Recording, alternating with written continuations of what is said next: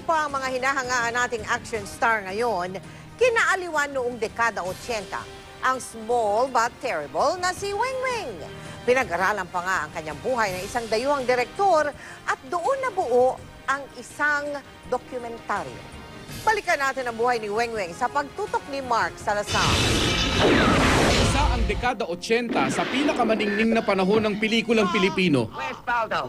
At isa sa mga higanting bituin noon sa taas na 3 talampakan, ang action star na si Weng Weng. Kapos sa tangkad pero hindi sa talento at galing sa martial arts. Sumikat siya nang gumanap bilang Agent 00 sa pelikulang For Your Height Only noong 1981. Isang spoof ng James Bond film na For Your Eyes Only. Don't you worry, Mr. Wang. I will not kill you right away.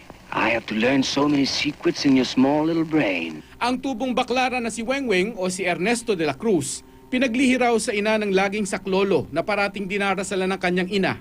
At sinong mag-aakalang may mga tagahanga pa rin pala si Weng Weng, lalo na sa Europa.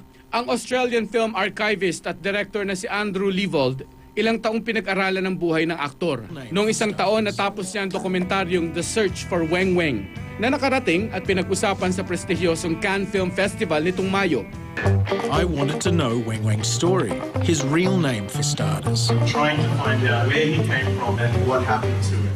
Sa Hulyo, ipapalabas muli ang docu sa ilang sinihan sa Pilipinas. Sa pagtatagpi ng mga kwento, nakadaupang palad ni Andrew ang iba't ibang personalidad. Matapos ang di bababa sa isang dosenang pelikula, pumanaw si Weng Weng nang atakihin sa puso noong 1992 sa edad na 34, ni walang ipon at tila kinalimutan maging ng panahon. Sa aming paghahanap sa kanya, dito namin siya natagpuan. Hindi naman siya malilimutan. Sabi pag sinabing Weng Weng, alam na nila. Kilala nila kaagad. Mabait naman yung batang yun eh. Napakabait na wala magginawang hindi maganda. Wala na nga si Weng Weng sa hinagap ng marami, pero hinding-hindi mabubura ang kanyang ambag sa pelikulang Pilipino. Mark Salazar, nakatutok, 24 oras.